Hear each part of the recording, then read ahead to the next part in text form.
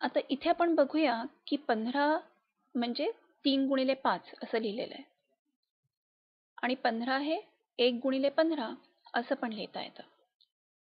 याचाच अर्थ आपण असं म्हणू शकतो की 15 ही संख्या 1 ने, 3 ने, 5 ने आणि 15 ने विभाज्य आहे.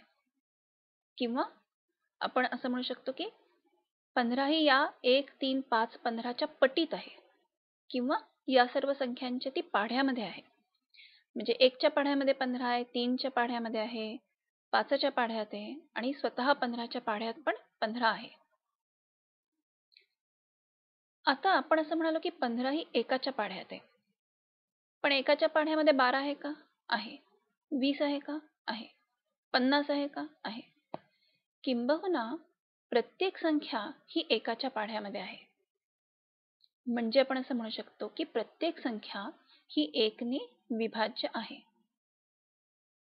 आता प्रत्येक संख्या ही स्वतःच्या पाढ्यामध्ये असते का? असते. म्हणजे 15 च्या पाढ्यात 15 आहे का? आहे. 25 च्या पाढ्यात 25 आहे का? आहे.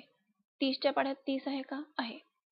म्हणजेच प्रत्येक संख्या ही त्या संख्येने म्हणजे स्वतःने सुद्धा विभाज्य असते. आता आपण असं पाहिलं की ही जी संख्या विभाज्य आहे ती 1, 3, 5 आणि 15 यांच्या पाढ्यात आहे किंवा त्यांच्या पटीत आहे. याचा अर्थ आपल्या लक्षात येईल की विभाज्य संख्या ही या बाकी संख्यांपेक्षा एकतर मोठी आहे, कारण 15 हे 1, 3, 5 याच्यापेक्षा मोठा आकडा आहे. तर एकतर ती संख्या ही विभाजक संख्यांपेक्षा मोठी आहे किंवा विभाजक संख्येच्या एवढी आहे. म्हणजे 15 ही 15 एवढी तरी संख्या आहे किंवा 15 ही 1, 3, 5 यांच्यापेक्षा मोठी संख्या आहे.